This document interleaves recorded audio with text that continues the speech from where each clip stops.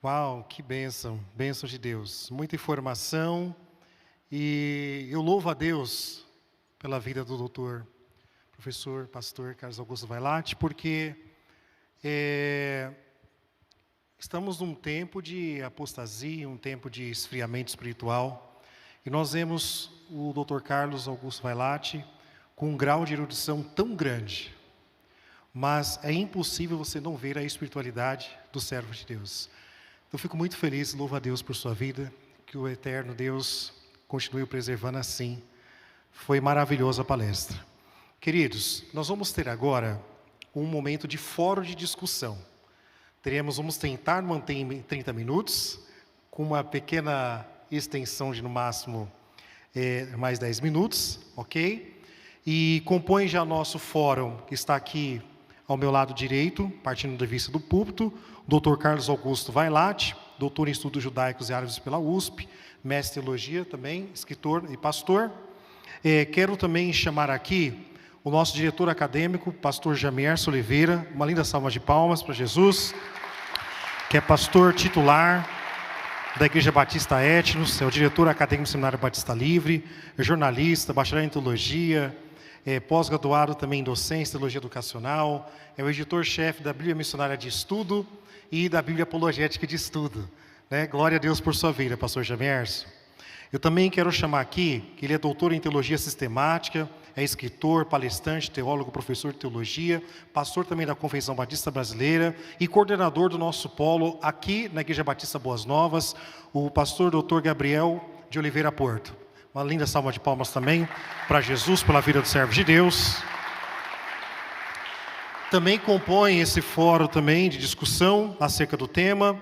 Ele também que é formado com bacharel em teologia, também tem formação em língua hebraica, língua grega, tem licenciatura em língua hebraica, proficiência também em língua grega pela USP, é mestre em cultura judaica também fez seu mestrado também lá na França, eu fico brincando com ele, né? Tanta coisa aqui, o currículo vai ficar muito grande. Também é especialista em exegese semântica, é professor de teologia, cultura hebraica, grega, e também é professor também do Seminário Batista Livre, e hoje, atualmente, ele coordena também o nosso polo lá do Tremembé. Também glorifica a Deus também com as palmas, nosso pastor Paulo Henrique, por gentileza.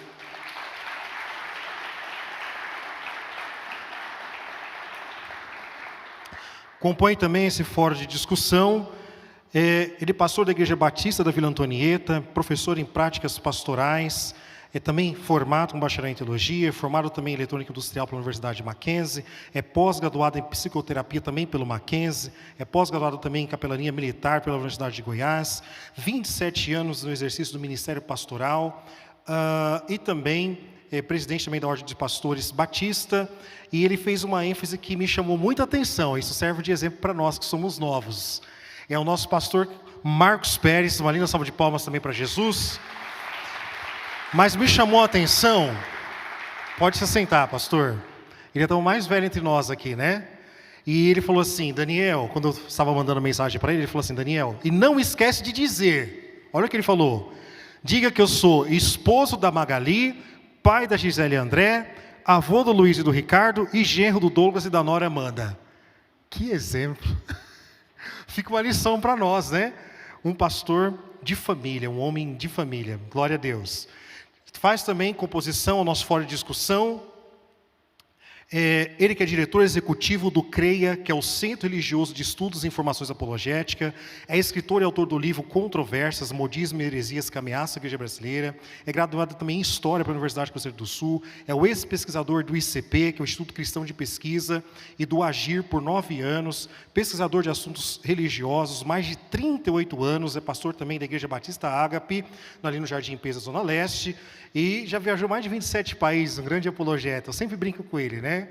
Que ele faz parte da tríade aí, da época da apologia do Brasil, quando tinha o seu auge, e hoje também já está com projeção de assumir também um dos nossos polos como coordenador, pastor Joaquim de Andrade, por gentileza, sobe aqui também. Além desses grandes homens de Deus que terão aqui um tempo de muito proveito, também quero agradecer e fazer menção aos nossos alunos que vieram como voluntário, o Wanderson, Diego, pastor Isaías também, a outros também que vieram, tiveram um pouquinho de trânsito, Gilson também que está aqui, outros que chegaram. Também faço menção também da nossa secretária, também que nos auxilia no escritório, a Maria Laura, também está lá ao fundo, cuidando também lá da nossa bancada. Chegou aqui também conosco para nos prestigiar, pastor Arthur Bittencourt, ok? Está também conosco, ali também abaixo, também quero fazer menção, o nosso pastor Francisco Valdir e também o pastor Paulo Evangelista, muito obrigado. Eles que encabeçaram e trouxeram toda a caravana lá do Polo também em Tremembé, a qual o nosso pastor Paulo Henrique também coordena, então ele vem junto, né? Também é aluno lá, também veio daqui da igreja, né? Veio também nos prestigiar, nosso muito obrigado. Também está conosco um professor muito especial, o professor Helder Kanashiro, também faça assim com a mão, um hebraísta, um teólogo brilhante, tradutor também de originais da Bíblia. Sejam muito bem-vindos, tá? Fico muito feliz também pela presença dos senhores. Queridos, já vai começar o fórum agora, só quero fazer menção, para depois não vai dar tempo, vocês também, após o fórum, nós vamos aqui ter um momento de oração para encerrar, e lá ao fundo nós vamos ter também uma bancada de livros, que esses homens também escreveram, estão ali também para poder servir vocês, tá? Com preço também diferenciado. Tem aqui na minha mão o livro do pastor Joaquim de Andrade, Controvérsias, Modismos, Heresias que ameaçam a igreja brasileira, um tema super atual, ok? Também está aqui, também vai estar à exposição, um best-seller, mais de 5.000 livros vendidos pela editora CPAD, o autor está aqui também, pastor Jamierso Oliveira, chamado Arminianismo Puro e Simples, também vocês podem consultar. Está aqui comigo também os livros do professor Dr. Gabriel Porto, é uma coletânea de teologia sistemática, né, professor Gabriel? É uma coletânea completa aqui, teologia sistemática, né? Temos aqui, então, O Homem, o Pecado e a Salvação, Anjos, Demônio e Igreja, há uma coletânea também lá, tem mais 2 livros também dele como autor. Também tem em exposição 2 livros do professor Eduardo Stocheiro, que está ali, né? Ele também trouxe aqui também Salmos, comentado verso por verso, ok? Também a partir dos originais, uma bênção de Deus. Deus deu uma mente brilhante para ele, né? Nos originais da Bíblia. E também está com um livro aqui de um curso fundamental em hebraico bíblico. Ele tem uma proposta aqui de aprender hebraico em 24 horas corrida. É um gênio, né, no ensino. Louva a Deus pela vida dele também.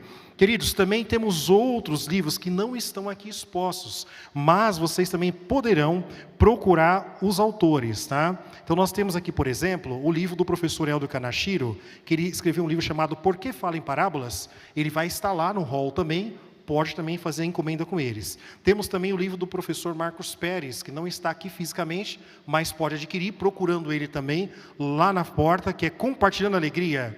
É isso? E também peço que também os irmãos possam também adquirir o livro do professor Dr. Carlos Augusto Vailate. Temos ali anjos, temos sobre demonologia, há muitas obras do doutor, né? É uma lista enorme, ele deixa disponível também nos melhores sites, mas peço que vocês também venham procurar, está a esposa dele aqui, os auxiliares também, para aqueles também que desejam adquirir as mais diversas obras que também o doutor tem em publicação. Queridos, então damos agora então início ao fórum de discussão. Aproveitem, prestem bem atenção nas perguntas, respostas sobre esse tema. Nós precisamos de uma nova reforma protestante. Então com vocês o fórum de discussão presidido pelo pastor Jamierso Oliveira. Muito bem, pessoal, boa noite. Muito bom estarmos juntos neste café teológico do Seminário Batista Livre, em comemoração dos 506 anos da Reforma Protestante.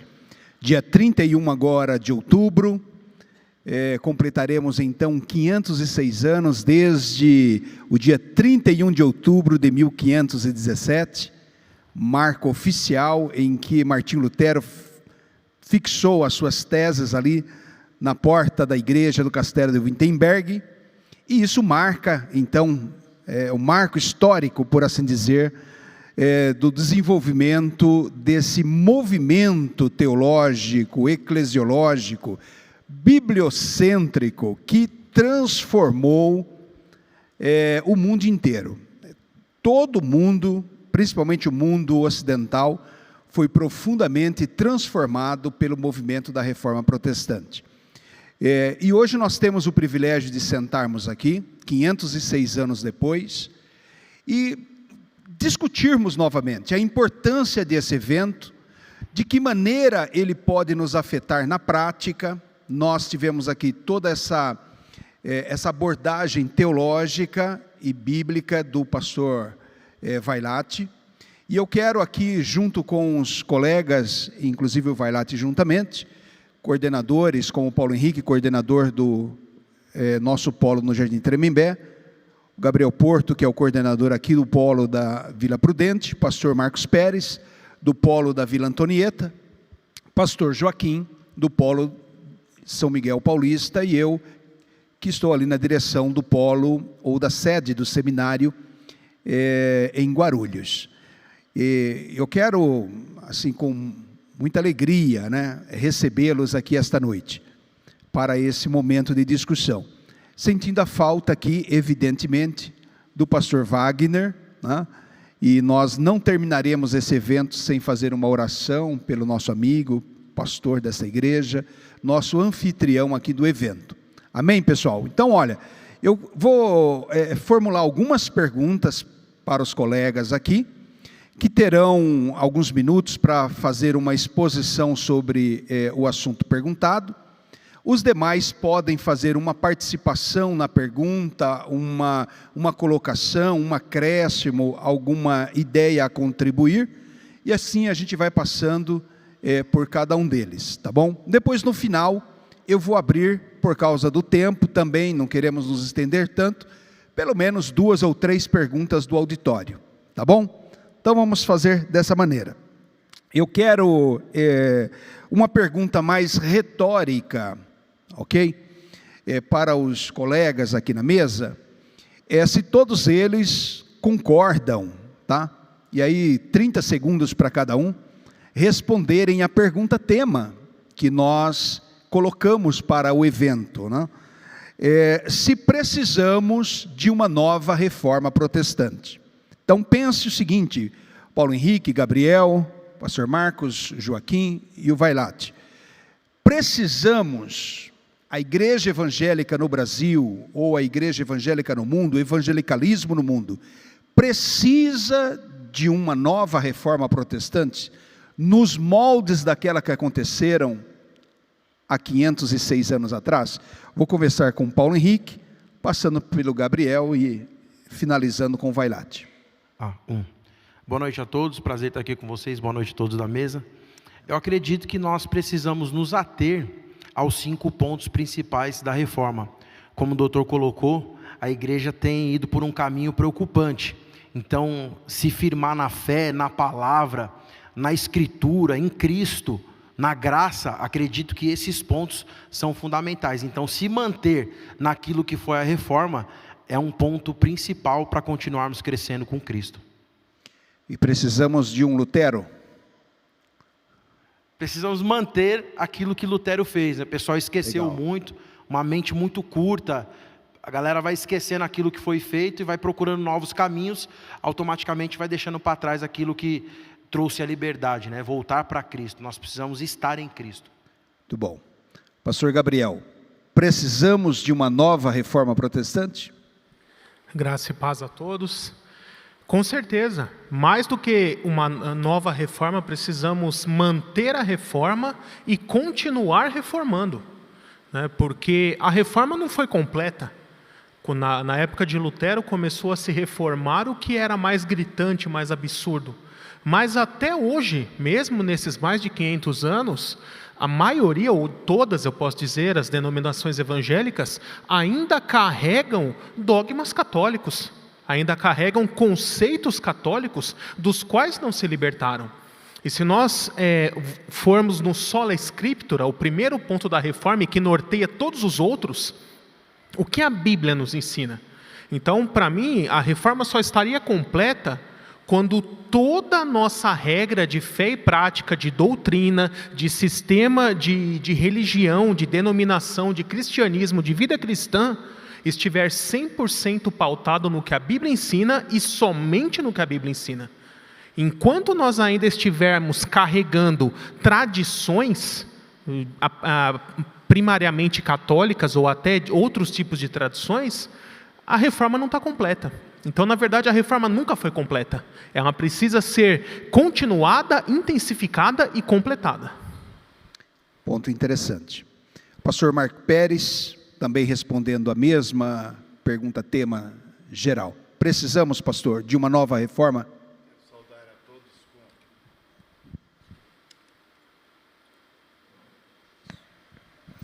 Eu quero saudar a todos com a graça e a paz de nosso Senhor e Salvador Jesus Cristo, amém? Deus os abençoe. Eu creio que todos nós já tivemos uma experiência de passar por uma reforma, quer seja ele em nossas casas, quer seja ele em nossas vidas, e sabemos que a reforma sempre traz situações novas, que a cada momento precisam ser revisadas. E não é diferente na reforma protestante.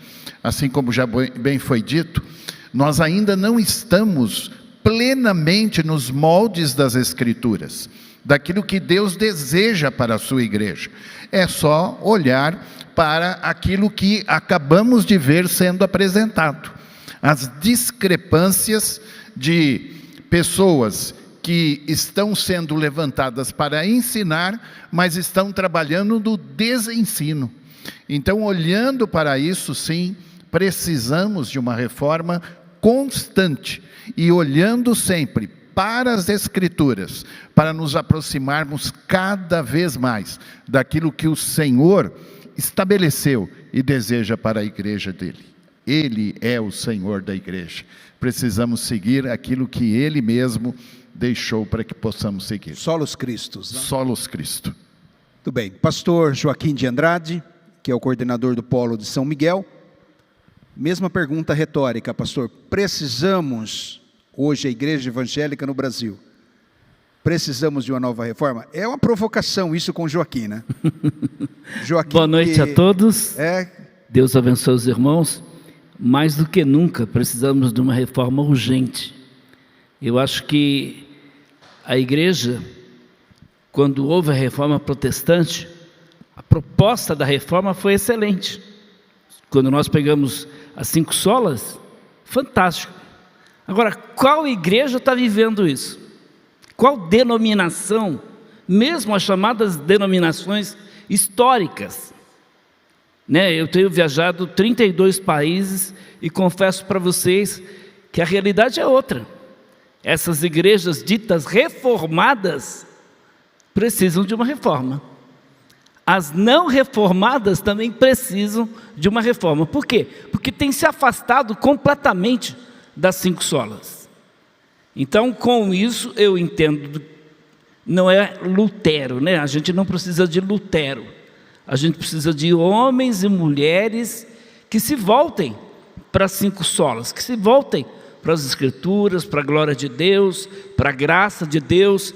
Então, o pastor Carlos Vailate colocou aqui de uma forma muito sábia, o que está acontecendo no meio da igreja evangélica, e com toda certeza tem bagagem para falar aí muitos dias sobre o que está acontecendo desse afastamento aí, eu diria, da chamada reforma protestante.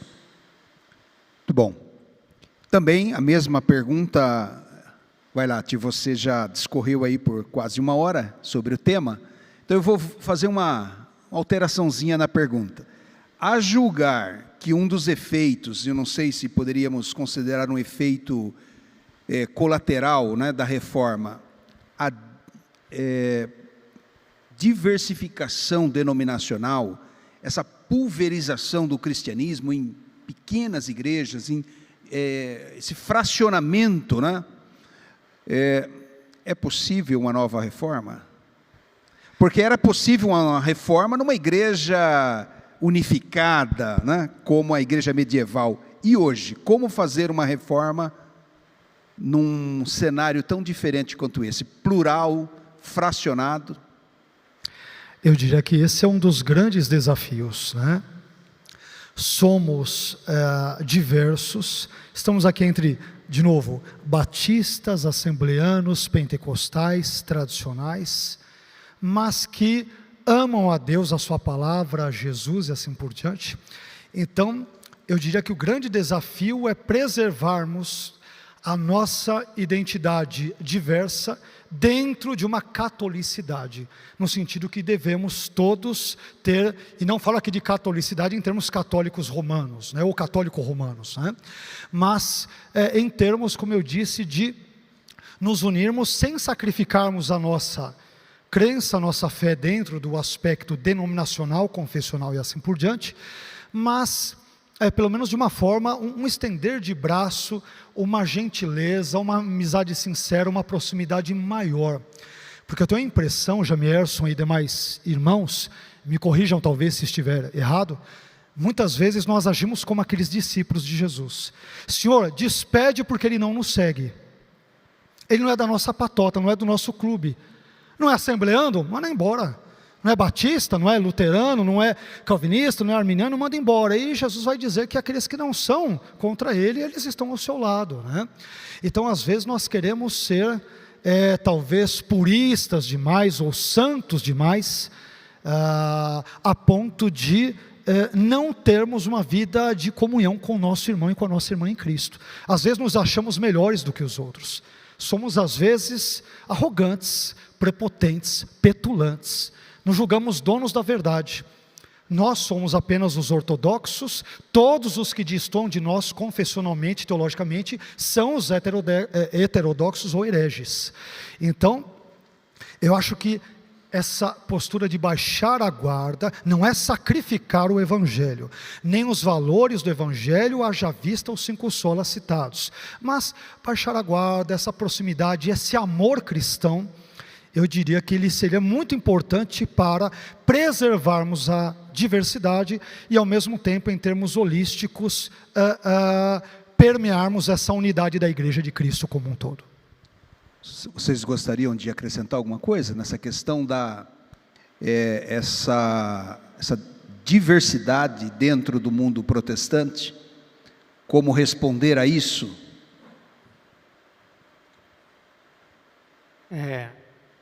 Já pegando o gancho do que o pastor Carlos falou, eu concordo muito com isso, que cada denominação ela tem e deve ter os seus valores, a sua regra de fé, a sua declaração doutrinária, mas isso não impede de ter bom relacionamento, amor fraternal e convivência com os demais irmãos e com outras denominações, né? E eu vejo, fazendo até assim uma aplicação livre de alguns textos de Jesus, trazendo isso para os dias de hoje, né? Quando ele fala assim, tenho outras ovelhas que não são desse aprisco, né? Lógico, ele estava ali na casa de Israel se referindo aos gentios, mas nós para os dias de hoje, nós não podemos entender que cada denominação, daquelas que são sérias, bíblicas e buscam a Deus, é um aprisco, diferentes apriscos, mas todos com o mesmo pastor, que é Cristo.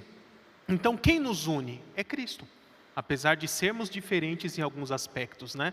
E eu uso sempre esse texto que o pastor citou, né? Quando vem aquele homem que os apóstolos e os discípulos falam, olha, Senhor, ele está expulsando demônios ali, curando enfermos em teu nome, mas ele não é dos nossos, devemos mandar que ele pare? Né? E aí ele fala, não, de forma nenhuma, todo aquele que não é contra mim está ao meu favor. Então ali nós poderíamos até parafrasear, né? Olha, ele não é da nossa denominação, devemos mandar que ele pare? Não, de forma nenhuma, está fazendo a obra, então deixa fazer, né? E a gente ter essa questão de ter muito em mente a visão de reino. O reino é maior que as denominações. Eu posso Sim, pastor Joaquim. falar sobre isso porque eu tenho uma preocupação muito grande. Eu vi um diretor de um conselho de pastores em São Paulo, falar o seguinte, a gente tem que abandonar essas briguinhas denominacionais, porque aquilo que nos une é muito maior do que aquilo que nos divide. E aí eu pergunto, vamos chamar, por exemplo, para cantar na igreja, um conjunto que nega a doutrina da Trindade? Vamos chamar os hereges para pregar nos púlpitos das nossas igrejas, como por exemplo, Rodrigo Silva, membro da Igreja Adventista do Sétimo Dia? Então eu acho o seguinte, em nome do amor, não podemos sacrificar a verdade. Então a verdade tem que ser defendida a todo custo. E os hereges, a gente só tem que orar por eles. Agora, ter, né, aí esse ecumenismo com pessoas que não pregam o evangelho verdadeiro, eu sou totalmente contra, e a Bíblia é contra. Quem não é por nós é contra nós, quem não ajunta, espalha, e aí vai. Então Paulo mesmo disse, se eu, ou um anjo vindo do céu, pregar um outro evangelho que vá além do que temos pregado, seja anátema, maldito, amaldiçoado. Então não podemos sacrificar a verdade em nome da unidade. Agora, por outro lado, temos que deixar o bairrismo de lado. Por outro lado, as denominações cristãs, ortodoxas, vamos colocar assim, têm que se unir em torno da verdade. Pastor Gemerson. Sim. Só para concluir aqui, eu acredito que Paulo tinha esse espírito da reforma. Efésios capítulo 4, versículo 13, diz assim: até que todos cheguemos à unidade da fé e ao conhecimento do Filho de Deus, à estatura do varão perfeito, à medida completa de Cristo, para que não sejamos mais meninos inconstantes, levados em roda e todo vento de doutrina, pelo engano dos homens, com astúcia enganam fraudulosamente. Antes, seguindo a verdade em amor, cresçamos em tudo naquele que é o cabeça, Cristo. Então essa ideia de individualismo, de supremacia, a minha igreja é melhor, a minha palavra é melhor, o meu louvor é melhor, a gente tem que tomar cuidado com isso, justamente que os irmãos estão falando aqui, para não dar essa ideia de exclusivismo. E aí você se coloca num canto como superioridade e nunca chega à estatura de varão perfeito. Os 5 pontos da reforma protestante vão sendo deixados de lado. É sempre a Bíblia e mais alguma coisa. Inclusive essa é uma das maiores características da seita, né? A Bíblia fica de lado, vem um livro à parte, a doutrina de Cristo fica de lado, vem sempre uma questão a mais, é o que os irmãos estão colocando exatamente dessa forma. A estatura do varão perfeito tendo como ponto principal Cristo. Esse é o alvo da igreja. Mas percebam, pessoal, que não é fácil, né? Não é fácil essa unidade na diversidade. Eu considero um efeito colateral da reforma. A liberdade, né? A liberdade que a reforma trouxe, trazendo a Bíblia para a mão do povo. Né? Um lema da reforma, inclusive de livre exame, se tornou livre interpretação. Então cada um pode ter a sua interpretação particular das Escrituras. Então é um desafio para cada um de nós, como denominação, como evangélicos, buscarmos essa unidade, mas a gente também perceber no meio da igreja, no meio do mundo evangélico, problemas que podem ser considerados heréticos, problemas sérios e graves. E eu acho que isso que faz muitas denominações se fecharem, né? Se tornarem, se fecharem num gueto da sua denominação, não dialogarem com outras, por causa desse risco que há. Porque não há uma voz que represente a todos, não há um concílio que represente a todas as igrejas, todas as denominações. Vamos levar esse assunto em discussão em que fórum? Qual é o fórum de discussão evangélico para discutir alguns assuntos? Sim, pastor. Me permite ainda lembrar da palavra do apóstolo Paulo a Timóteo, 2 Timóteo capítulo 4, verso 3, que diz: pois virá o tempo em que não suportarão a sã doutrina, ao contrário, sentindo coceira nos ouvidos, juntarão mestres para si mesmos, segundo os seus próprios desejos. E é isso que nós estamos vendo. Como podemos ter harmonia nesse sentido? Mas é a palavra se cumprindo, né? Se cumprindo dessa forma, né? E temos visto aí, hoje creio são mais de 40 mil denominações estabelecidas de maneira organizada, né? Mais de 40 mil. Então você imagina o que se passa a nível doutrinário em cada uma delas, porque se dividiram é porque não concordava com alguma coisa ou com alguém. Sim. E isso os fez dividir. Por quê? Porque estão como mestres, buscando mestres, segundo os seus ouvidos e segundo os seus próprios desejos, infelizmente. É o que acontece, é o que a gente tem visto, né, no dia a dia. Tudo bem, eu vou fazer a primeira pergunta essa foi uma pergunta retórica para a gente esquentar aqui o debate. Eu vou jogar a primeira pergunta para o pastor Joaquim. Pastor, o surgimento das seitas e heresias é resultado da falha da igreja, da falha nos ensinos da igreja? Por que a reforma não evitou isso? Muito bem. Nós sabemos que o cristianismo, com o passar do tempo, Paulo gastou 70% dos seus escritos combatendo o erro dentro da igreja, combatendo os hereges. João escreveu suas cartas e o evangelho combatendo também.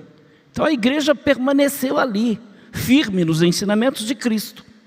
Mas, por outro lado, sofreu uma pressão muito forte dos hereges. Então, João escreve, por exemplo, o evangelho e as cartas para combater os gnósticos.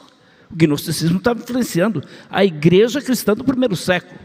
E aí, quando a gente para analisar, com a morte de João, a coisa descamba, infelizmente. E depois, com a suposta conversão de Constantino, descamba mais ainda. E aí vem a reforma protestante. Então a reforma protestante tenta resgatar aquele cristianismo original. Muito bem. Hoje, por exemplo, o que a gente está vendo em relação a essa questão dos ensinos falsos? Porque ensino falso, heresia, falsos mestres, doutores, sempre existiram e vão existir, infelizmente. A coisa não vai melhorar, mesmo que haja uma reforma hoje, mesmo que se levantem Martinhos aí, Luteros da vida. Vamos enfrentar o problema com os hereges. Então é claro que é falta de ensinamento bíblico, sempre foi. Então por que a igreja, por exemplo, medieval descambou? Por que a igreja reformada agora se afastou completamente do cristianismo histórico e bíblico? Por falta de ensino. Então hoje nós temos uma geração de igrejas em várias partes do mundo que o mais importante não é o que eu creio, é o que eu sinto. Então a experiência fala mais alto do que a palavra de Deus. Aí eu pergunto para você que é pastor, quando na sua igreja você pregou no domingo à noite sobre a Trindade, por exemplo, ou sobre o nascimento virginal de Cristo, ou sobre a autoridade da Bíblia, ou sobre a reforma protestante, por exemplo. Porque infelizmente a maioria das igrejas só se voltam para a reforma protestante no mês de outubro. Mas a gente poderia enfatizar essas 5 solas constantemente. Então, com toda certeza, é falta de ensinamento que ocasiona aí o surgimento desses hereges. Mesmo a reforma não conseguiu frear. Por quê? Porque é um cumprimento das Escrituras. Muito bom. Pastor Gabriel, quais os desafios da igreja atual na área do ensino e discipulado? Principalmente no que se refere às doutrinas fundamentais. São muitos. O primeiro que eu vejo é que hoje a fonte de ensino ela está ao mesmo tempo que muito disponível, com uma abundância muito grande por causa dos meios digitais, internet, mídias sociais, enfim, mas ao mesmo tempo perdeu-se totalmente o critério. Então a pessoa ela tem assim essa grande variedade de vídeos de estudos das mais diversas fontes. Ali no meio estão ensinamentos errados, ensinos de grupos sectários, né, colocados todos como iguais. Então, como o leigo vai assistir todos esses diversos materiais e sendo assim iniciante na fé, ele não vai ter o filtro para conseguir assim, isso aqui é bíblico, isso aqui tem erros. E aí ele mistura. Então hoje uma coisa que a gente vê muito é isso. Os alunos, eles chegam no seminário ou até na igreja em geral, ele aprendeu uma coisinha do fulano, uma coisinha do ciclano, uma coisinha do beltrano, e de repente esses próprios ensinamentos que ele absorveu se contradizem entre si. E ele não percebe isso, né? Então a gente até brinca, fala que tem pessoas que têm uma teologia customizada, né? É o gosto do freguês, porque ela não se encaixa com nenhuma vertente, ele pegou um pedacinho de cada um. Então eu acho que a primeira dificuldade é essa, né? É a pessoa, inclusive isso a gente tem um lema muito grande no seminário, assim, de metodologia, isso, né? Quando a pessoa chega nova no seminário, eu falo assim, quantos livros você já leu? Aí às vezes a pessoa fala 5, 8, 10, aí eu falo, tá, um deles é a Bíblia? Você já leu a Bíblia inteira? Porque deveria ter sido o primeiro.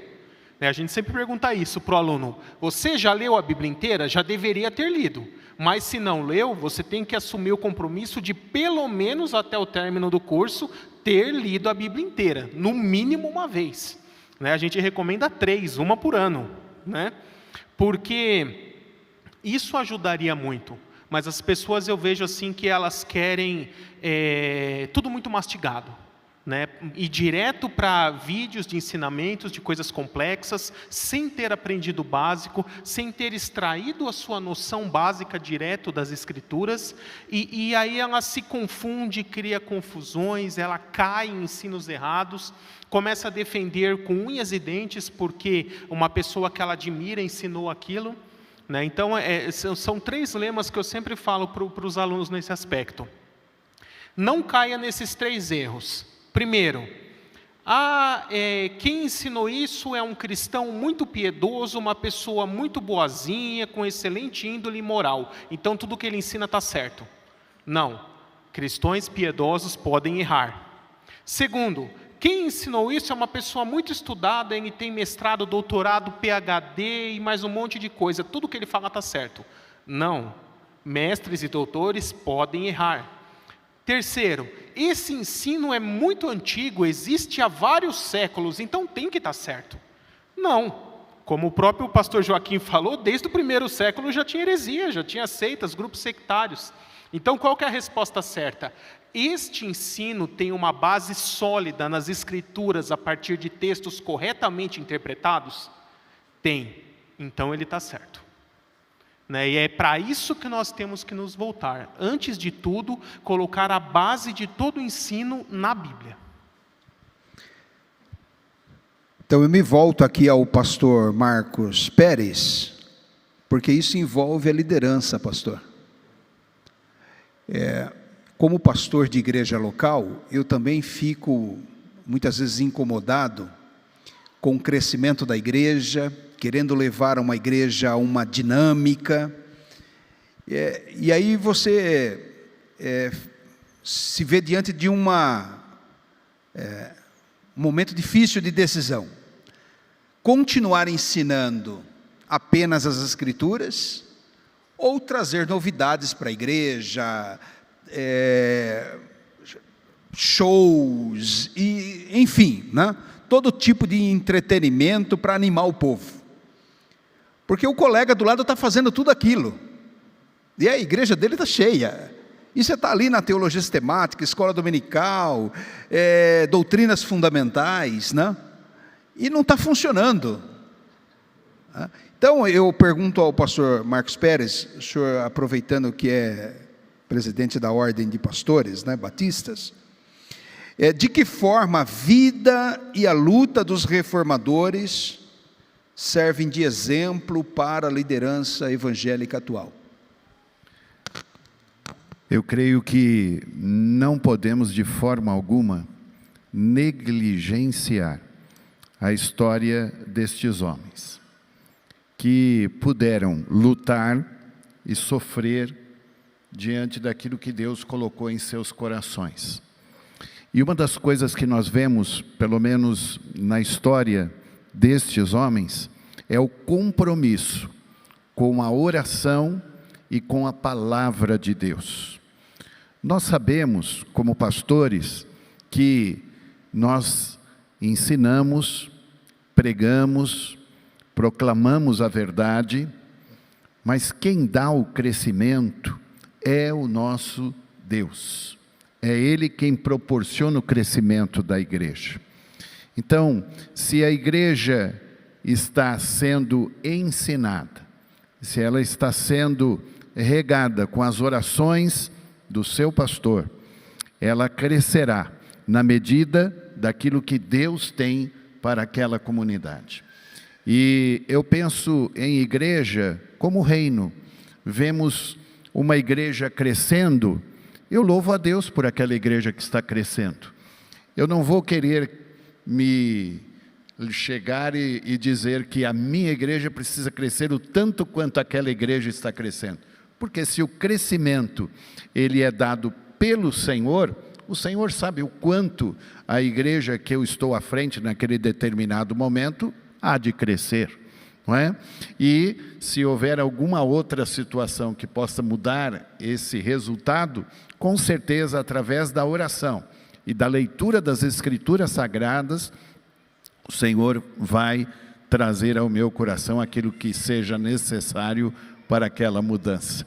Então penso que não podemos olhar para as igrejas de maneira individual no seu crescimento. Glória a Deus quando uma igreja cresce, porque o reino está avançando.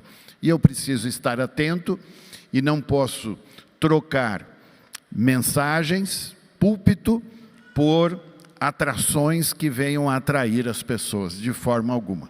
Que a igreja que esteja crescendo na graça e no conhecimento de Cristo Jesus. E é assim que eu quero que a igreja que eu pastoreio cresça, na graça e no conhecimento de Cristo Jesus. Que ela tenha o crescimento que Deus tem para ela. Será, pastor, que também como liderança, nós estamos dispostos a lutar pela verdade, né? Como esses reformadores, né? Enfrentaram o Império Católico, enfrentaram toda a oposição da igreja oficial, né? O quanto nós estamos dispostos a nos submeter a essa luta pela verdade, essa defesa do Evangelho, né? O apóstolo Paulo, na segunda carta de Timóteo ainda, no capítulo 2, ele usa 3 figuras que me chamam a atenção. A figura do soldado, a figura do atleta e a figura do lavrador. E ele aponta para Timóteo e diz: procura apresentar-te como obreiro aprovado, que não tem que se envergonhar. E não é por acaso que ele mostra a figura destas 3 personagens que ele conhecia. Porque eu creio que o obreiro aprovado, ele tem que ter esse perfil. Tem que ter o perfil da determinação e coragem de um soldado. Tem que ter o perfil daquele que está lá na disciplina para alcançar os objetivos, que é o atleta. E tem que ter a paciência e a perseverança de um lavrador. Esperar que aquela semente que foi lançada cresça e cresça para a glória do Senhor. Então, que diante disso, nós possamos ser esse obreiro aprovado que Deus deseja. Muito bem, linda ilustração. Eu quero fazer uma última pergunta para cada um de vocês, e vou abrir para o auditório. Pastor Paulo Henrique, como sola Escritura pode ajudar a igreja atual? Acredito que é o principal, o primeiro e principal dos solas, né? Exatamente. Quando a gente vai falar dessa ideia do povo de Israel, o povo, a igreja, antes da Bíblia ser o livro do povo, era o povo da Bíblia, o povo do livro. Então o povo teve que se desenvolver socialmente, culturalmente, para depois a Bíblia ser escrita, né? E é interessante que o escritor aos Hebreus ele vai falar o seguinte: havendo Deus antigamente, muitas vezes, falado de muitas maneiras aos pais pelos profetas, a nós falou nesses últimos dias por meio do Filho. Então, quando você não conhece a história, como foi colocado aqui, a igreja precisa ter uma mente resgatadora, entender aquilo que aconteceu nos anais da história, trabalhando a questão do povo judeu, o povo hebreu, entendendo essa ideia da igreja, os pais da igreja, como foi colocado aqui hoje, a patrística, toda a ideia da escolástica, tudo o que foi acontecendo ao longo do período, inclusive como foi falado de diversas denominações, conhecer a história da sua própria denominação, não negligenciar a ideia de outras denominações, porque tudo isso tem um contexto histórico, né? A igreja aqui está completando aniversário, então tudo isso faz um sentido. E Paulo vai dar uma orientação também para Timóteo, o pastor está trabalhando muito essa ideia, quando ele vai falar em Efésios capítulo 4, quando ele vai falar em 2 Timóteo, capítulo de número 2, capítulo 3, versículo 13, dizendo o seguinte: quanto a você, porém, permaneça nas coisas que aprendeu e das quais tem convicção, pois você sabe de quem aprendeu.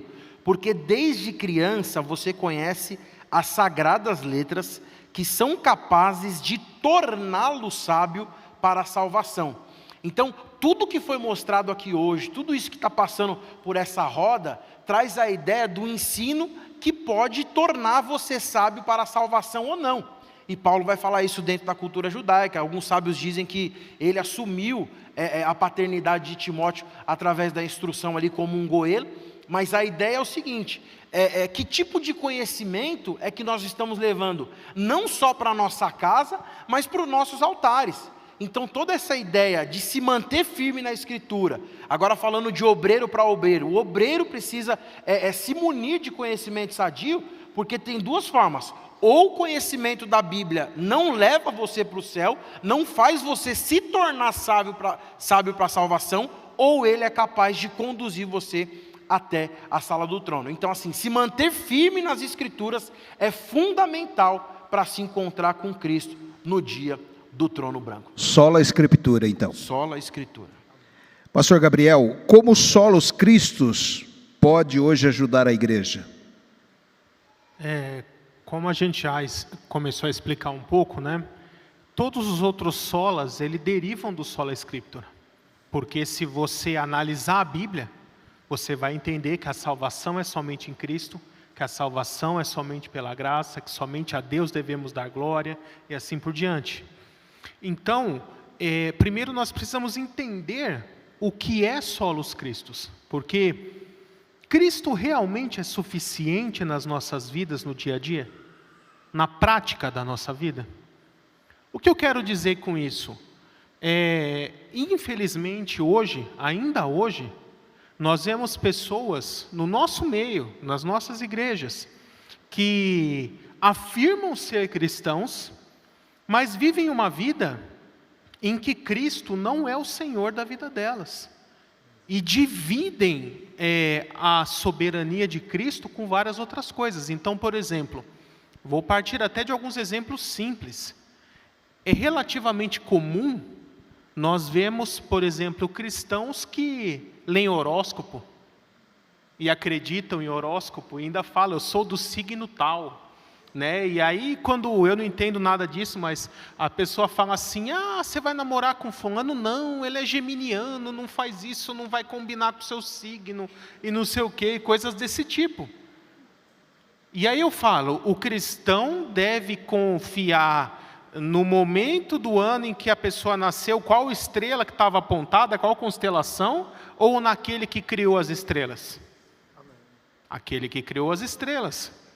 E quantas vezes nós vemos coisas assim, daquele cristão que é cristão, mas gosta de uma simpatia, né? Então, ele tem ali no cantinho da casa dele, aquele copinho do sal grosso com os cravinhos, para espantar ali o mal olhado, né? Aquele olhinho azul pendurado, né? Aquela coisinha atrás da porta, né? Ou até coisas simples, por exemplo, superstição, né? Fala alguma coisa, a pessoa bate 3 vezes na madeira, como se isso tivesse algum poder, né? Ou então, olha, não pode deixar o chinelo virado, hein? Porque senão vai morrer, né? Então, essas coisas básicas que a gente tem no nosso dia a dia, simples de ver, na prática, Cristo está sendo suficiente? Eu posso até pegar outros exemplos, até uma coisa mais moderna, né? Eu tenho parentes não cristãos e algum tempo atrás visitou ali uma parente minha, não vou entrar em detalhes de quem seja, mas ela falou assim, a organização dos móveis da sua casa não está de acordo com o Feng Shui, então você não terá harmonia aqui dentro, né?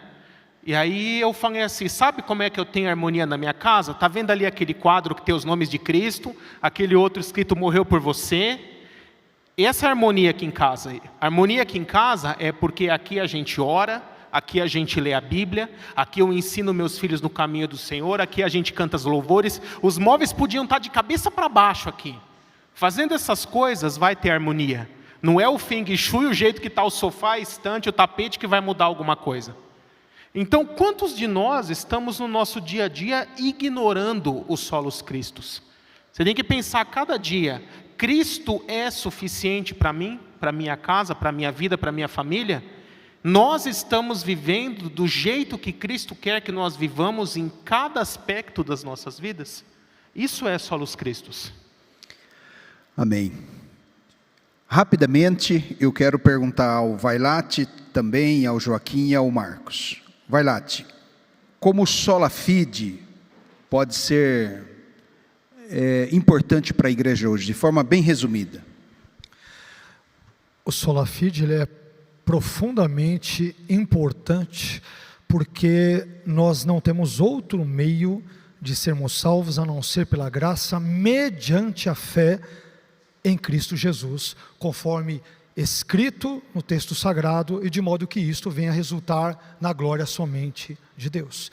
Então nós temos que crer, porque é por meio da fé que nós somos abençoados e somos salvos. A graça é o elemento meritório de Deus que nos proporciona a salvação, mas a fé é o aspecto instrumental através do qual nós depositamos a nossa fé em Cristo, nas Escrituras, nos valores, nos ensinos também bíblicos. Então, precisamos ter fé na pessoa certa e no texto certo, que é as Escrituras, de modo que isso venha a dar a glória certa ao único Deus, a quem deve ser dada toda a glória.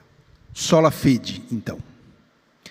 Pastor Joaquim, como que o sola gratia pode ajudar a igreja hoje? De maneira, numa frase bem resumida. Bom, nós entendemos que a salvação não é mérito humano.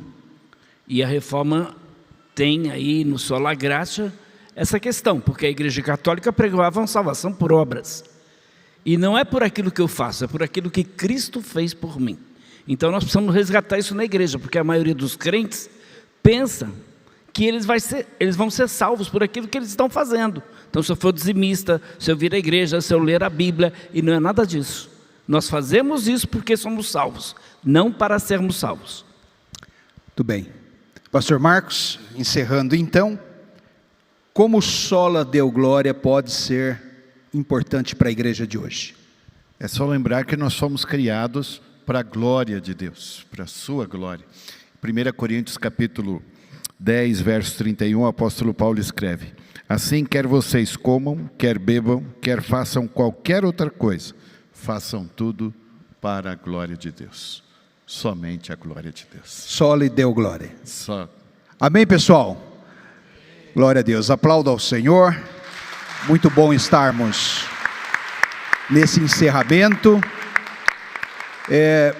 Estouramos todo o tempo aqui possível, né? Que poderíamos estar aqui explorando ainda mais os convidados, mas para nós não encerrarmos sem o cumprimento de uma promessa aqui, de dar a oportunidade de uma pergunta para o auditório, eu gostaria de perguntar: alguém quer fazer uma pergunta selecionada, que pudéssemos, ali no meio, Daniel?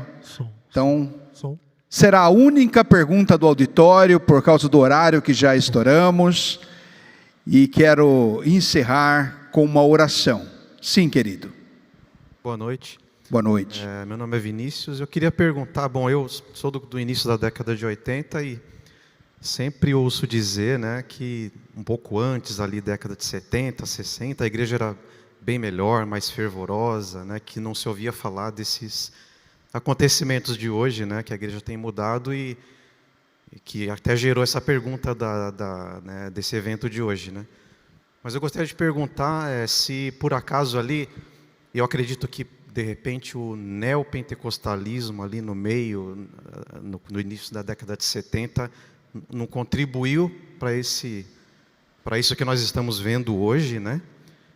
E um complemento para essa pergunta, né? Quando eu vejo essa pergunta, poxa, será que não precisamos de uma nova reforma? Eu lembro um pouco da igreja de Apocalipse de Laodiceia, né? Então, será que precisamos de uma nova reforma, ou será que estamos entrando na igreja de Laodiceia e já estamos entrando num caminho sem volta?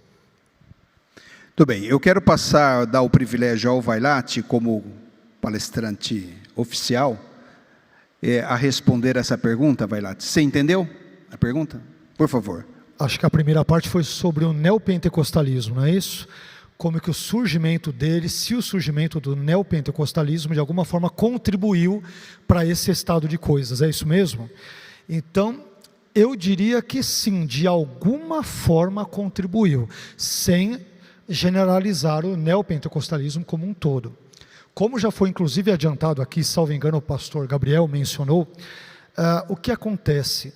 No nosso contexto brasileiro, tupiniquim, nós temos ainda um sincretismo religioso muito grande, temos um ranço católico muito grande, de modo que muitas pessoas, por exemplo, oriundas do neopentecostalismo, estão acostumadas a ter, digamos que uma fé e prática um tanto quanto sincréticas.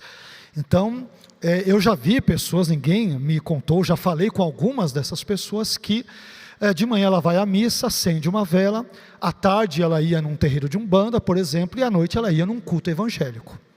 Então, muitas dessas pessoas, ao olharmos para o nascedouro do neopentecostalismo, nós veremos essa mistura de crenças, de fés e de N outros elementos, teologia da prosperidade, confissão positiva, sincretismo religioso, magismo, entre tantas outras coisas, juntos e misturados, como diz o outro. Então, quando você bate no liquidificador, entre aspas, e essas pessoas vêm com todo esse background, com todo esse pano de fundo cultural, de fé e assim por diante, e isso é visto como algo normal, né? Então isso evidentemente irá se propagar e de forma nociva e negativa irá se penetrar nos vários poros, nos vários contextos de uma determinada igreja local ou de uma denominação. Então esse é um ponto, falando bem brevemente, que eu entendo. Quanto à sua segunda pergunta, que envolve a igreja de Laodiceia, é a igreja que ali é caracterizada, por exemplo, como morna, né? Eu não defendo uma perspectiva interpretativa que diz que as 7 igrejas ali da Ásia representam 7 estágios ou momentos e tudo, respeitando eventualmente, se for a leitura de alguns dos nobres colegas aqui presentes, isso não vem ao caso, né? Mas eu entendo simplesmente que ela é uma igreja histórica do jeitinho que está lá, e ela não representa igrejas de determinados contextos ou épocas, embora possa haver semelhanças entre cada uma daquelas 7 igrejas, no contexto histórico do primeiro século, com igrejas odiernas ou contemporâneas. Isto, sem dúvida alguma, há.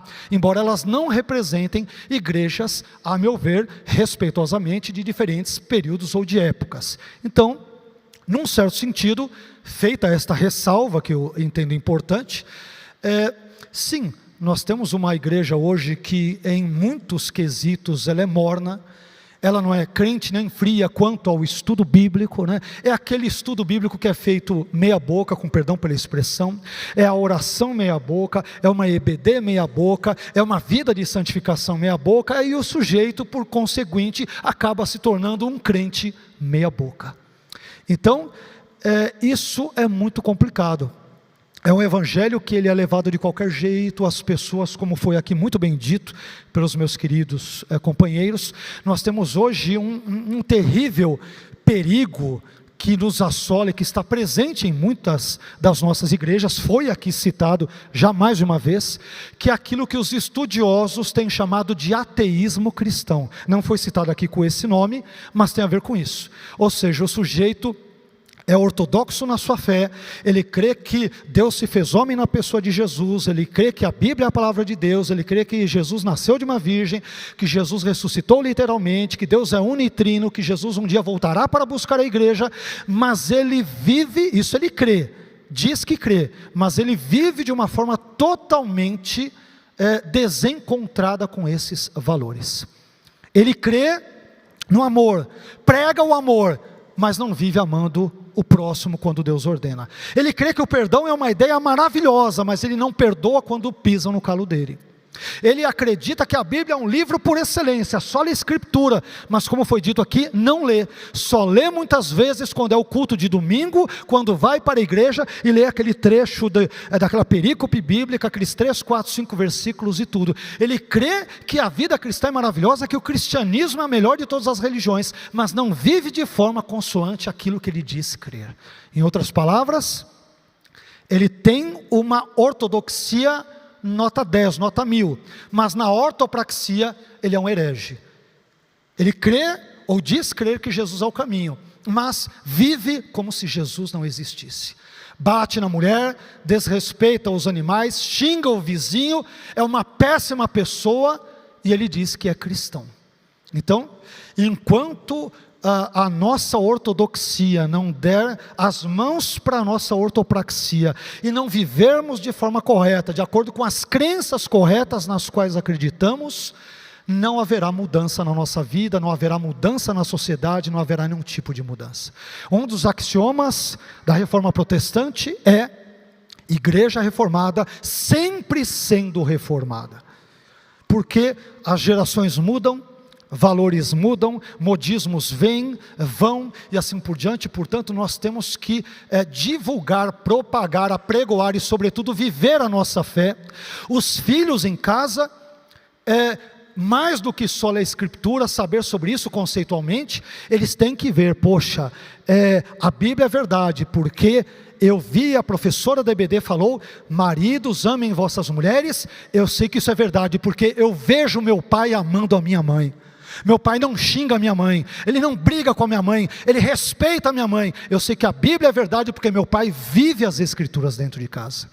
Meus irmãos, que Deus nos ajude a não sermos apenas ouvintes das Escrituras, como disse Tiago, enganando-nos a nós mesmos com falsos discursos, né? Falamos que é muito bom, mas não vivemos. Falamos que o evangelho de renúncia é maravilhoso, que o negue-se a si mesmo é espetacular, mas o nosso ego é tão grande que nós não queremos negar a nós mesmos. Então, que Deus nos dê graça para pregarmos a sola Escritura e sobretudo para vivê-la. Como que eu vivo isso? Seja bom marido, seja uma boa esposa, seja um patrão honesto, seja um empregado honesto. Comece a revolução na sua casa, amando sua esposa, amando seu marido, amando os vizinhos, amando o patrão, não passando a perna no patrão quando ele não está vendo. Você, patrão, respeitando o seu empregado. Você, pastor, cuidando da igreja, como Pedro diz, não como tendo domínio sobre ela, sabendo que ela não é sua, a igreja é de Cristo. Se nós fizermos isso, começando por aí, então sairemos dessa monidão, dessa tragédia espiritual, e sejamos de fato pessoas vistas como sal da terra, luz do mundo. Os homens nos verão e glorificarão ao nosso Pai que está nos céus, porque a Ele, somente a Ele, deve ser dada toda a glória. Aplauda ao Senhor. Glória a Deus. Muito bem, queridos, eu quero dar encerramento, portanto, ao nosso café teológico. Quero convidá-los a ficar em pé nesta hora, também os meus convidados, agradecendo Paulo Henrique, muito obrigado, Gabriel, muito obrigado, pastor Marcos, muito obrigado, Joaquim, obrigado, Vailate, obrigado pessoal da técnica, toda a equipe da igreja, Daniel, obrigado, aos professores, Maria Laura, todos os alunos que estão aí, que formamos uma equipe de auxiliares, e obrigado a vocês que compareceram e tiveram paciência conosco aqui. Tivemos um atraso no encerramento, mas o conteúdo é riquíssimo e eu sei que vocês estão saindo daqui abençoados. Amém? E eu quero agora encerrar com a oração, e também nessa oração orar pelo pastor Wagner Vailate, pela sua saúde, recuperação, e por todo esse trabalho que estamos aqui realizando. Amém, queridos? Pai eterno, no nome de Jesus, queremos te agradecer por esta noite de bênção na tua presença, esse tempo de aprendizado, esse tempo de comunhão, esse tempo de reflexão, muitas verdades aqui sendo ditas, ensinadas, que elas possam, Senhor, permanecer na nossa mente, transformar a nossa mente, transformar o nosso comportamento, nos levando cativos à tua palavra. Senhor, que cada um dos irmãos que estão aqui, cada um dos alunos, cada um dos professores, todos aqui, professores ou alunos, antes de tudo são servos do Senhor, discípulos do Senhor, e precisam refletir o teu caráter, refletindo a tua glória. Portanto, peço uma bênção especial sobre todos, uma bênção especial sobre esta igreja. Senhor, visita o pastor Wagner nesta hora, com cura, com restauração, com a tua bênção sobre o teu servo, Senhor, em nome de Jesus. Saúde plena sobre o teu servo, que o teu nome assim seja glorificado por tudo, e assim encerramos esse trabalho no nome de Jesus, no nome de Jesus. Aplauda ao Senhor. Muito obrigado, queridos. Na saída aqui, vocês têm ali o balcão, onde estão os professores, com os livros, vocês têm toda a liberdade ali de adquirirem esse material. Deus abençoe a todos.